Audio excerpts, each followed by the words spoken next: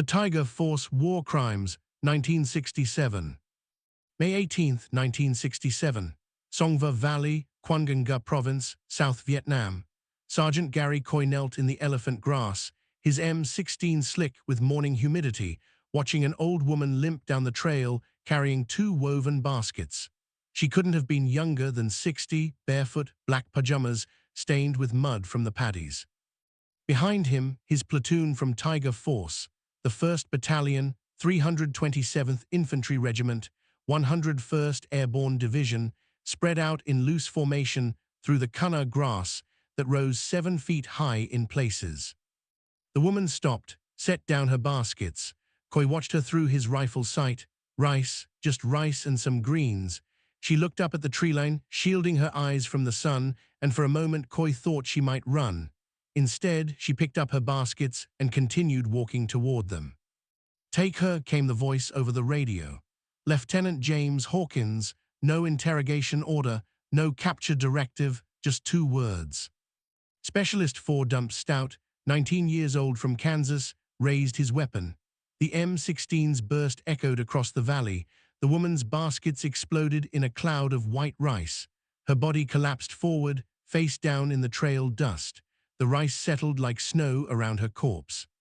What Sergeant Gary Coy didn't know, what none of the 45 men of Tiger Force's 1st Platoon gathered in that valley knew, was that this killing would be the first of what the U.S. Army's own investigation would later term a sustained pattern of war crimes extending over 7 months. They would kill between 300 and 400 unarmed civilians, counting the severed ears they took as trophies, burning villages, executing prisoners, murdering farmers, elders, women, and children with a systematic brutality that would eventually be documented in 70 pages of sworn testimony. The investigation would be buried for 33 years. The perpetrators would never be charged. And when the truth finally emerged in 2003, it would reveal not just individual crimes, but the institutional failure of the U.S. Army to hold its soldiers accountable for atrocities committed in the name of victory. This is not a story about war. This is a story about what happens when warriors become killers, when command looks away, and when justice dies in the jungle alongside the innocent. The Elite Unit. January 1966, Fort Campbell, Kentucky. The Tiger Force concept was born in a briefing room when Lieutenant Colonel Judd Morse proposed creating a specialized reconnaissance and reaction force for the 1st Battalion, 327th Infantry, not special forces, but something faster, lighter, meaner than standard infantry. Volunteers only, airborne qualified, expected to operate independently in enemy territory for extended periods. The selection process was deliberately rigorous. Soldiers had to have completed jump school, demonstrate above-average rifle marksmanship, show initiative in field exercises, and critically display what training documents termed aggressive spirit in contact with enemy forces. By February, 45 men had been selected from the battalion's companies. Their average age was 20 years old. They trained at Fort Campbell through winter and spring, small unit tactics, survival, long-range reconnaissance. They learned to move through hostile terrain carrying minimal supplies, to navigate without maps, to call in artillery and airstrikes, to kill quickly and quietly. Their patch featured a jungle green tiger head, snarling with the motto "Swift, Silent, Deadly." Staff Sergeant Harold Trout, one of the original cadre, described the unit's philosophy in a letter to his wife. "We're being trained to think like the enemy, move like the enemy, fight like the enemy. The difference is we're supposed to be better at it. Mina, the idea is when Charlie sees Tiger Force coming, he runs. If he doesn't run, he dies." By May 1966, Tiger Force deployed to Vietnam as part of the 101st Airborne's commitment to I Corps. Their mission: conduct search and destroy operations in the highlands and coastal provinces of Quang Nga and Quang Tin, areas where the North Vietnamese Army and Viet Cong maintained supply routes and base camps. For their first year, Tiger Force operated conventionally. They took casualties, they inflicted casualties, they conducted reconnaissance patrols, ambushes, and cordon and search operations by the book. Their after-action reports showed nothing unusual. Enemy killed in action, weapons captured, villages searched. Standard infantry work in a war that was growing increasingly difficult to categorize as conventional. Then Lieutenant James Hawkins took command of 1st Platoon. The command changed. November 1966. Firebase Bronco, Kwangunga Province. 1st Lieutenant James Hawkins arrived at Tiger Force with an impressive combat record. Ranger qualified, 2 previous tour, 17 confirmed kills. Battalion considered him exactly what Tiger Force needed, an experienced combat leader who could push the unit to be more aggressive in an area where the Viet Cong seemed to melt into the civilian population. What Battalion didn't know, what the personnel files didn't show, was that Hawkins had been quietly transferred from his previous unit after allegations of excessive force during a village search. The investigation had been inconclusive, no charges filed. The transfer was administrative, not punitive. This was standard procedure in 1966. Officers with troubling records were frequently moved rather than court-martialed, especially when the Army needed experienced combat leaders. Hawkins's first briefing to 1st Platoon established his command philosophy. Specialist 4 Kenneth Green, who would later testify to Army investigators, recorded the speech in his diary. "I don't care about body count politics," Hawkins told them. "I care about you getting home alive. Charlie hides in the villages. The villagers feed him, shelter him, warn him when we're coming. That makes them Viet Cong. I see anyone military age in the bush, I assume hostile intent. You see anyone running, you shoot. You see anyone who looks wrong, you shoot. I will back you 100%. There are no friendlies in our area of operations, just targets and troops." Sergeant William Duller, a 3-tour veteran who served as platoon sergeant, pushed back. "Sir, the rules of engagement require positive identification before engagement. We need weapons, hostile action, or clear military targets." Hawkins's response, recorded in multiple witness statements, was direct. "Sergeant, the rules of engagement are written by lawyers in Saigon, have never been shot at. Out here we have one rule. Tiger Force goes home alive. Period. Charlie and anyone helping Charlie doesn't. You have a problem with that, I'll have you reassigned to a base camp burning shit barrels."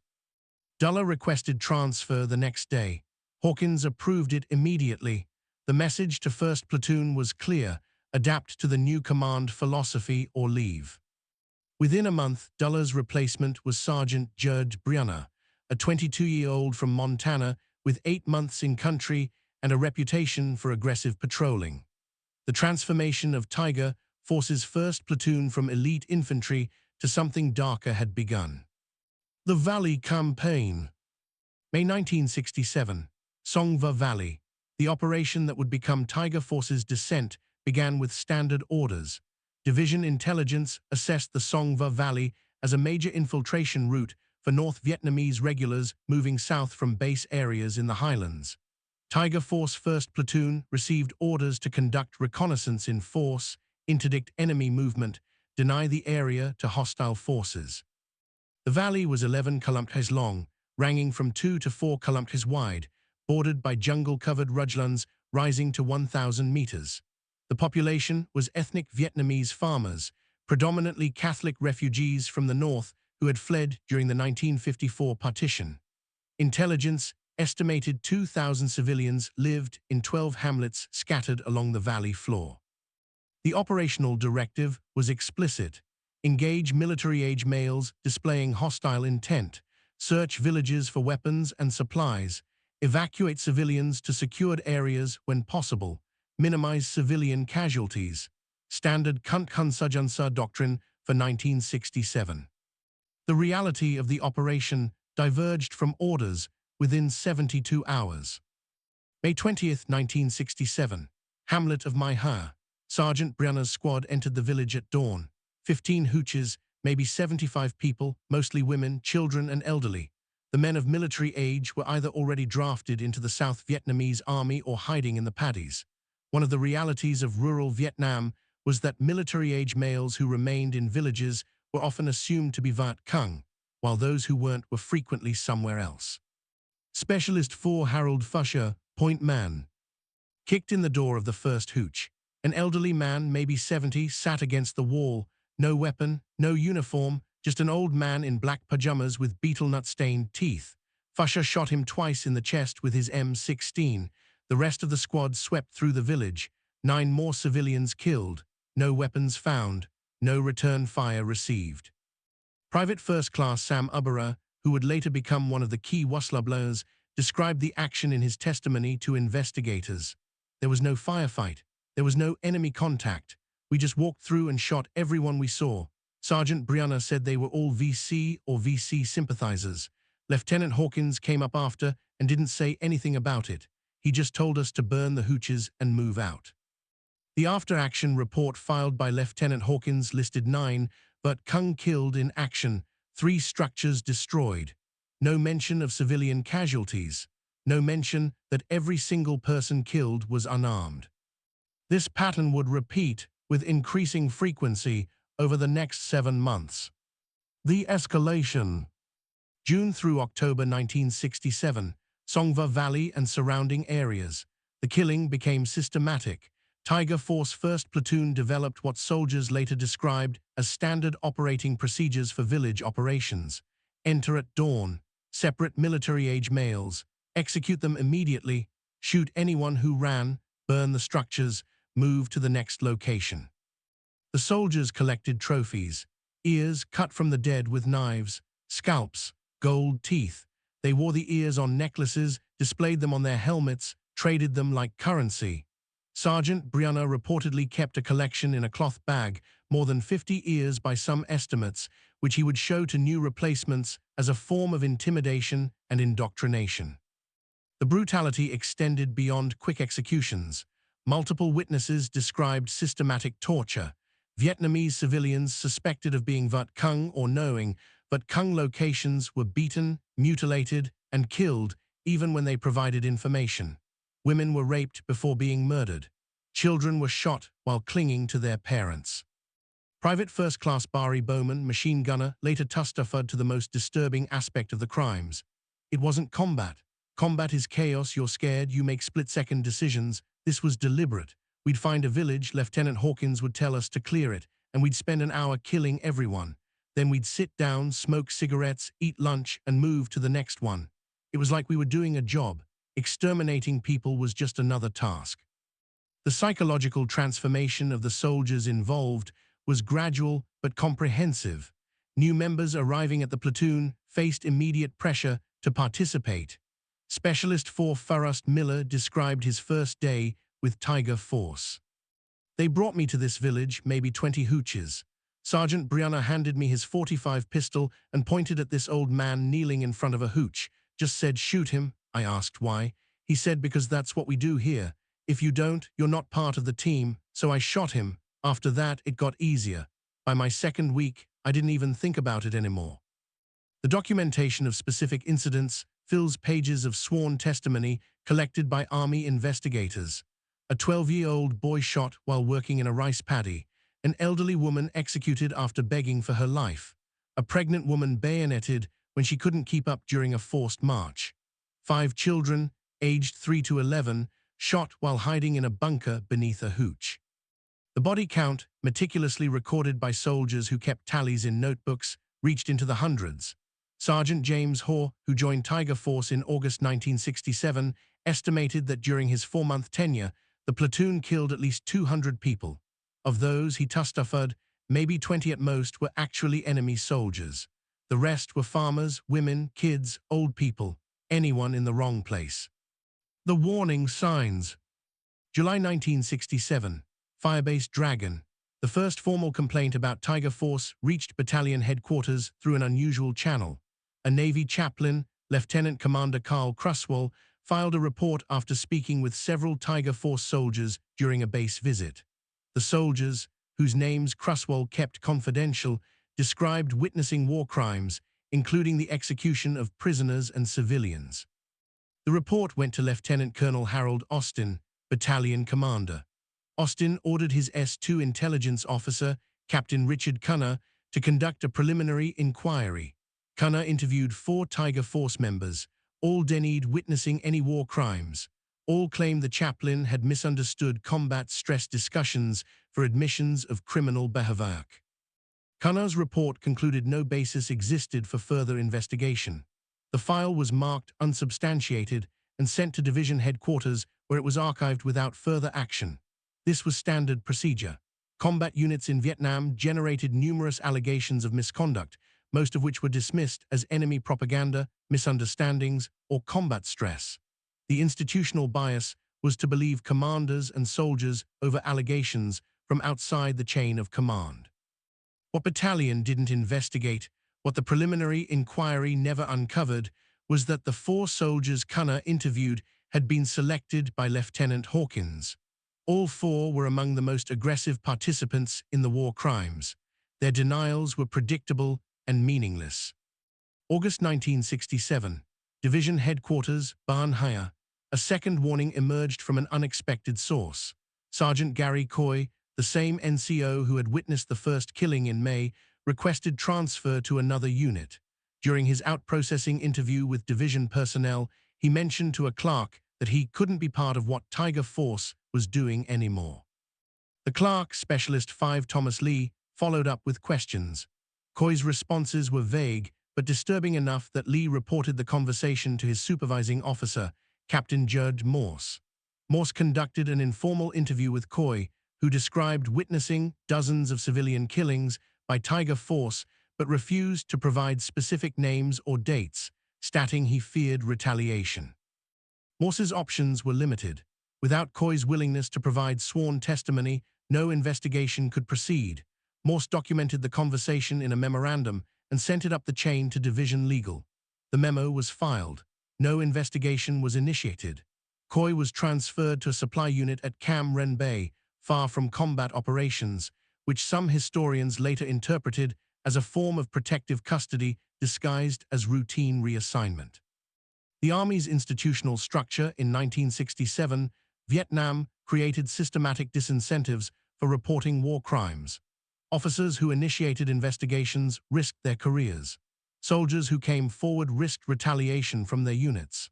The overwhelming focus on body count as a metric of success created pressure to inflate enemy-killed figures, which in turn created pressure to reclassify any Vietnamese dead as enemy casualties. September 1967, Firebase Bustugna. The most significant warning came from within Tiger Force itself. Sergeant William James, who had joined the unit in August, witnessed the execution of 4 unarmed farmers by members of his squad. That evening, he approached his company commander, Captain Carl James, no relation, and requested a private meeting. The conversation, later reconstructed from both men's testimony, was direct. Sergeant James described what he had seen. Captain James asked if he would be willing to provide a sworn statement. Sergeant James said yes. Captain James informed him that such a statement would likely result in courts-martial for multiple soldiers, including officers, and that Sergeant James himself might face retaliation or even criminal charges for failing to prevent the crimes. Sergeant James withdrew his complaint. He completed his tour and returned to the United States in November 1967. He would carry the weight of what he witnessed for 35 years before finally agreeing to be interviewed by journalists in 2003. Captain James took no further action. His decision reflected the reality of command in Vietnam. Initiating a war crimes investigation against a combat unit would effectively end his career, might result in his own relief for failure to maintain discipline, and would accomplish nothing if witnesses refused to testify. He made the pragmatic choice that hundreds of officers made during the war. He looked away. The body count pressure. October 1967. The context for Tiger Force's crimes cannot be understood without examining the body count system that dominated U.S. strategy in Vietnam. General William Westmoreland, commander of U.S. forces, implemented body count as the primary metric for measuring success in a war without territorial objectives. If you couldn't measure progress by ground taken, you measured it by enemy killed. This created perverse incentives at every level. Division commanders wanted high body counts to report to Westmoreland. Brigade commanders wanted high body counts to impress division. Battalion commanders wanted high body counts to satisfy brigade. Company commanders wanted high body counts to justify their unit's existence. Platoon leaders wanted high body counts to earn promotions and medals. The pressure filtered down with increasing intensity. Battalion commanders who reported low body counts faced questions about their unit's aggressiveness. Company commanders with insufficient enemy kills were relieved for lack of offensive spirit. Platoon leaders who didn't produce corpses were seen as timid or incompetent. Tiger Force operated in an area with legitimate North Vietnamese Army and Viet Cong presence, but enemy forces were elusive. They moved at night, struck quickly, and vanished into tunnels or jungle. Actual sustained combat was rare. A typical week might involve one brief firefight producing 2 or 3 enemy killed, assuming the bodies could be recovered and counted. This created a mathematical problem. Division expected Tiger Force to produce results commensurate with its elite status. Lieutenant Hawkins faced direct pressure from battalion to increase his platoon's body count. In a September command brief, later documented in meeting notes, Lieutenant Colonel Austin specifically called out Tiger Force's insufficient enemy killed numbers compared to other reconnaissance units. The solution was obvious and devastating. If you couldn't find enemy soldiers to kill, you killed civilians and reported them as enemy soldiers. The Vietnamese in rural Quang Nga province didn't wear uniforms. A dead farmer looked identical to a dead Viet Cong in an after-action report. A murdered woman could be reported as a female cadre member. Children could be described as youth guerrillas. The system required only that someone file paperwork claiming enemy contact and enemy killed. No one checked. No one verified. The institutional assumption was that combat units were honest in their reporting. This assumption was catastrophically wrong. Specialist 4 Manuel Sanchez, who served as Tiger Force's radio operator from August to December 1967, later testified about the reporting process. Lieutenant Hawkins would have me call in contact reports that never happened. We'd kill a bunch of villagers, and he'd tell me to report engage. Meant with reinforced enemy squad, result 7 enemy killed, no weapons captured because enemy withdrew under fire. Battalion would roger that and we'd move on. It was all fake. Everyone knew it was fake, but nobody cared because the numbers looked good. The body count inflation wasn't unique to Tiger Force. Across Vietnam, units were systematically exaggerating or fabricating enemy casualties. What distinguished Tiger Force was that their inflated numbers represented real corpses. They were killing actual people, just not enemy soldiers. They were committing mass murder and disguising it as combat success. The investigation that never was. November 1967, Firebase Bustugna. The final warning before Tiger Force's deployment ended came from an Army Criminal Investigation Division agent, Warrant Officer Gustav Upsey, who was at Bustugna investigating an unrelated theft case. During his investigation, he heard rumors from support personnel about Tiger Force's activities. The rumors were non-specific but disturbing. Mass killings, severed ears, torture, war crimes. Upsey had no jurisdiction to investigate combat operations without a direct order from division headquarters. However, he documented what he heard in a memorandum to the CID detachment commander. The memo recommended a formal investigation be initiated into Tiger Force's activities during their Song Va Valley operations. The detachment commander, Chief Warrant Officer 4 Judge Petson, reviewed the memo and made a decision that would prove tragically consequential. He determined that combat operations fell outside CID jurisdiction unless specific criminal complaints were filed by victims or witnesses. Since no Vietnamese civilians had filed complaints, which was virtually impossible given the victims were dead, and the survivors lacked access to American military justice, and since no American soldiers had come forward with sworn statements, no investigation could proceed. Petson filed the memo. It joined the chaplain's report, the personnel clerk's notation, and Captain James's unwritten concerns in various filing systems across military bureaucracy. Together, these documents represented a clear pattern of allegations that should have triggered a comprehensive investigation. Separately, each could be dismissed as insufficient evidence, rumor, or misunderstanding. December 1967, Tiger Force was rotated out of the Songva Valley. The unit received commendations for their body count numbers during the 7-month operation. Lieutenant Hawkins was awarded the Bronze Star for Volk. Several soldiers received Army Commendation Medals. The official record showed a highly successful Kuntkunsajansa operation with over 300 enemy killed and minimal friendly casualties. The unofficial record, kept in the memories of soldiers who had participated and the trauma of Vietnamese survivors, told a different story, but that story remained untold. The dissolution. January 1968, Tiger Force, as a distinct unit, was dissolved following the Tut Offensive. The 101st Airborne needed all available manpower for conventional operations, and specialized reconnaissance units were deemed less essential. The soldiers of Tiger Force were reassigned throughout the division. Lieutenant Hawkins received orders to the division staff. Sergeant Brianna completed his tour and returned to the United States.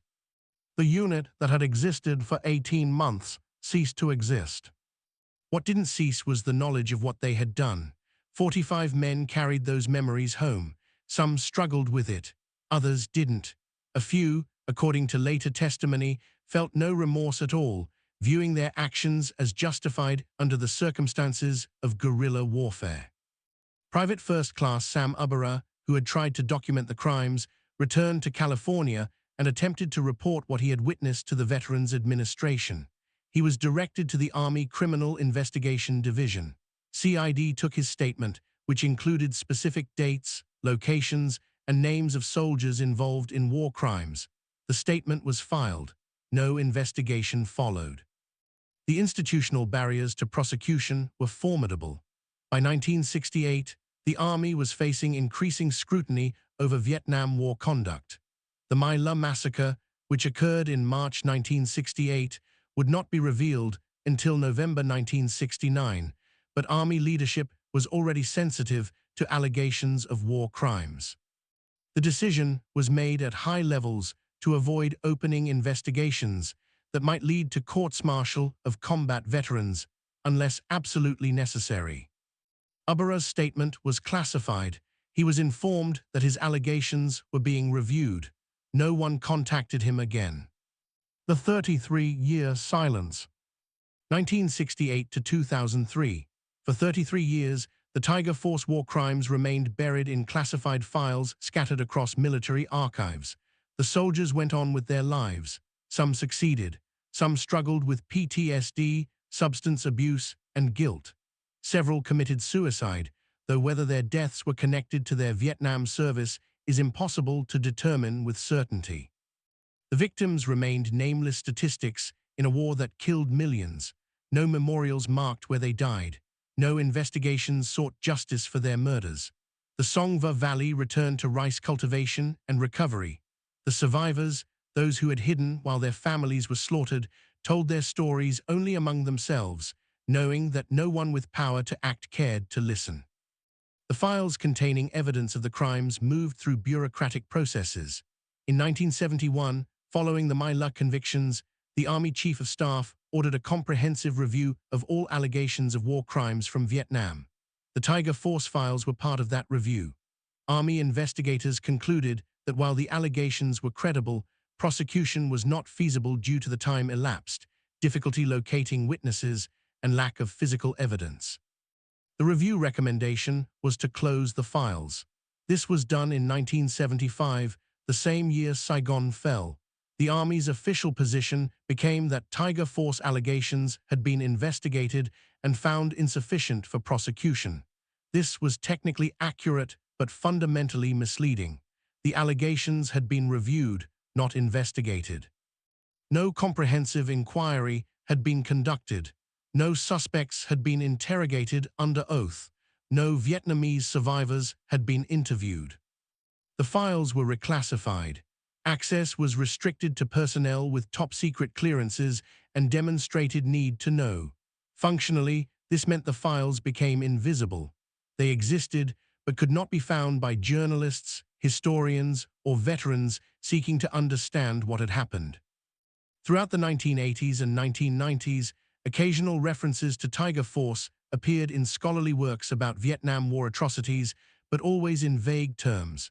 Allegations of war crimes, rumored misconduct, possible civilian casualties. No one had access to the actual investigation files. The men who had served in Tiger Force did not speak publicly about what they had done or witnessed. This changed in 1999 when Michael Saller and Mitch Weiss, investigative reporters for the Blade newspaper in Toledo, Ohio, began researching Vietnam War atrocities for a long-term project. Through a complex process of Freedom of Information Act requests, interviews with veterans who had heard rumors, and persistence in navigating military bureaucracy, they located references to the Tiger Force investigation. The reporters spent 4 years reconstructing what had happened. They interviewed more than 100 witnesses, including Tiger Force veterans who finally agreed to speak on record, Vietnamese survivors who described the killings, and Army officials who explained why the investigation had been terminated. They obtained hundreds of pages of classified documents through FOIA litigation.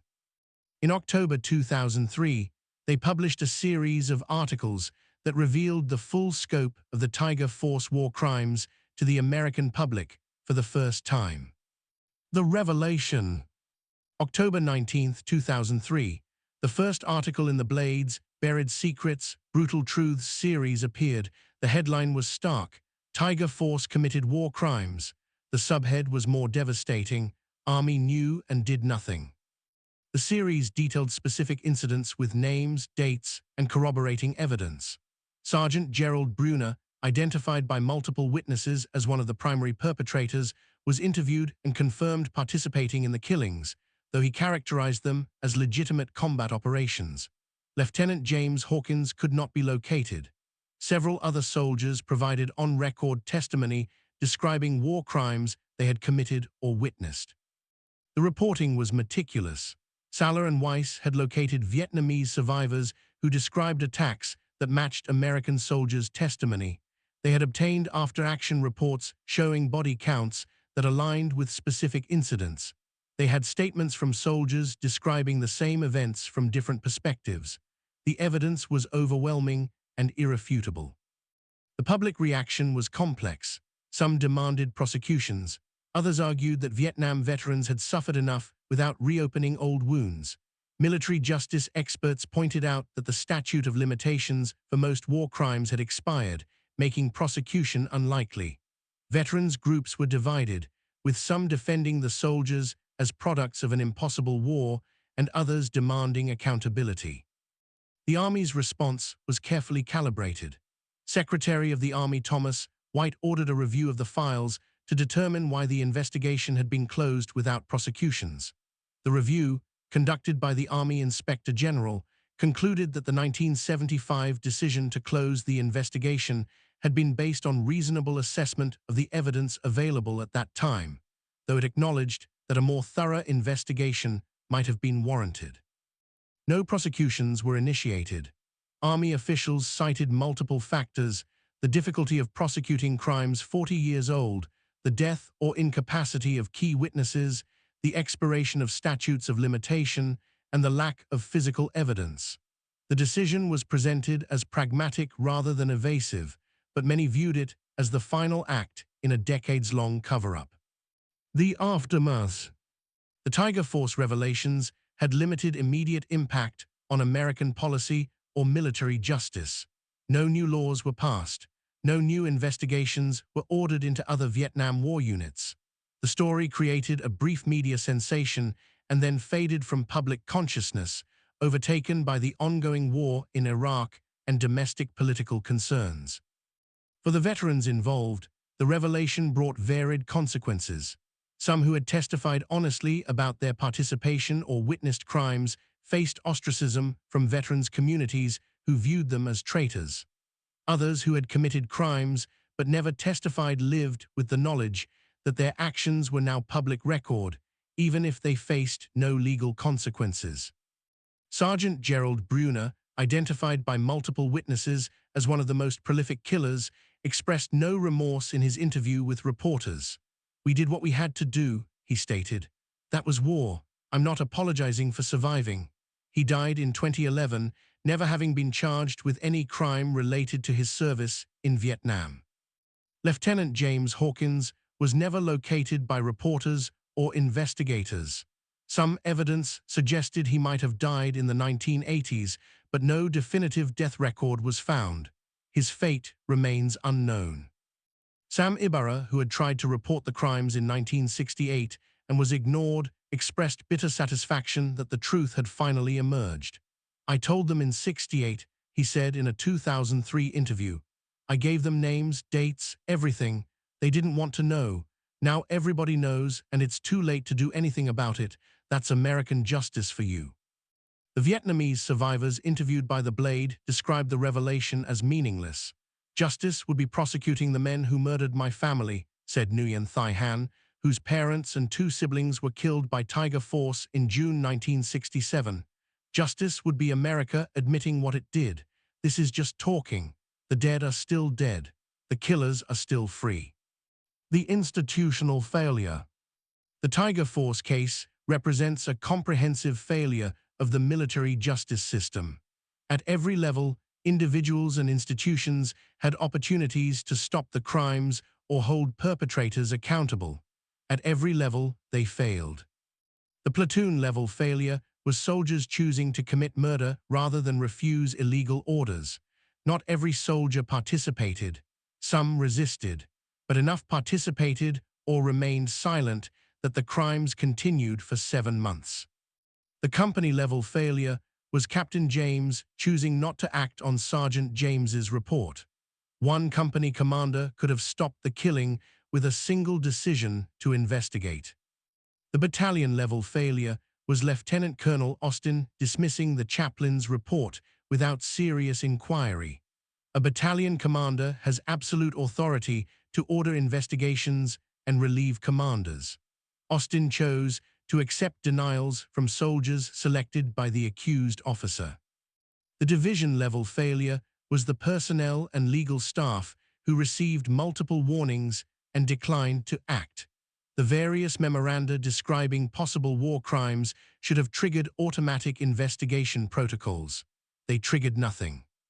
The Army-wide failure was the institutional culture that prioritized body count over truth, that valued positive reports over accurate reports, that protected careers of officers over lives of civilians, that made reporting war crimes effectively impossible through a combination of bureaucratic barriers and implicit retaliation threats. The investigative failure was the decision in 1975 to close the inquiry without comprehensive investigation. Army investigators in 1975 had access to witnesses, documents, and evidence that could have supported prosecutions. They chose not to pursue them. The 33-year cover-up was not an active conspiracy so much as institutional indifference. No one ordered the files destroyed. They were simply classified, filed, and forgotten. The system didn't need to actively cover up the crimes. It just needed to do nothing, which it did with remarkable consistency. The broader context. Tiger Force was not unique. The My Lai massacre in March 1968, where soldiers from C Company, 1st Battalion, 20th Infantry Regiment murdered between 347 and 504 unarmed civilians, is more famous but followed similar patterns. Allegations, dismissals, eventual investigation, limited accountability. The Army's own research, declassified in 1994, identified over 300 allegations of war crimes in Vietnam that were never fully investigated. These allegations included executions, torture, mutilation, rape, and murder of civilians. The vast majority resulted in no prosecutions. This pattern extended beyond Vietnam. In every American war, allegations of atrocities emerge. Most are investigated minimally or not at all. The few that result in prosecutions typically target lower-ranking soldiers, while officers who failed to prevent or stop crimes face no consequences. The institutional incentives favor cover-up over accountability. Prosecuting war crimes admits failure of leadership. It damages military reputation. It invites scrutiny of tactical decisions. It's always easier to classify, file, and forget. The Tiger Force case proves that this approach, while institutionally convenient, is morally catastrophic. Between 300 and 400 people died who should not have died. Their killers faced no justice. The system that enabled their crimes learned no lessons, and when the truth finally emerged, 33 years later, it was too late to matter. The last word. In his final interview before his death in 2019, Sam Ibarra, who had witnessed the beginning of Tiger Force's crimes in May 1967 and tried to report them in 1968, was asked if he thought justice had been served. "There is no justice," he said. "Justice would require that what happened mattered to someone with power. The people who died mattered to their families. They mattered to me because I saw it and couldn't stop it. But they didn't matter to the army, they didn't matter to the government, and they don't matter to most Americans who think Vietnam was just a war we lost and want to forget. We killed hundreds of people who were not our enemies. We cut off their ears and wore them like jewelry. We burned their homes and laughed about it. And the United States Army knew and did nothing. They investigated and then buried the investigation. They had all the evidence they needed to prosecute, and they chose not to because it was inconvenient. That's not a cover-up, that's policy. The policy is that American soldiers don't commit war crimes, and when they do, we don't talk about it. We just classify the files and wait for everyone to die. That worked. Most of us are dead now. The ones who aren't are too old to prosecute. The Vietnamese survivors got nothing, and America learned nothing. If you want to know what Tiger Force means, it means this. In America, you can murder hundreds of civilians, your command can know about it, investigations can document it, and 33 years later, when it all comes out, nothing happens. That's the lesson. There are no consequences. There is no justice. There is only killing, and then forgetting, and then killing again. Sam Ibarra died 3 months after that interview. He was 71 years old. He carried what he had seen in the Song V Valley for 52 years. The burden never lightened. The guilt never faded. He spent half a century trying to tell people what happened and watching them choose not to care. The Song V Valley is peaceful now. Rice grows where villages once stood. A new generation farms the land, knowing nothing of what happened there in 1967. The only markers are in memory, and memory dies with the people who carry it. Tiger Force existed for 18 months. In 7 months, they murdered hundreds. The investigation took 4 years and achieved nothing. The cover-up lasted 33 years. The truth, when it finally emerged, changed nothing. This is not a story about war crimes. This is a story about a nation that prefers comfortable lies to uncomfortable truths, that values the reputation of institutions over the lives of the powerless, that treats justice as optional when pursuing it becomes inconvenient.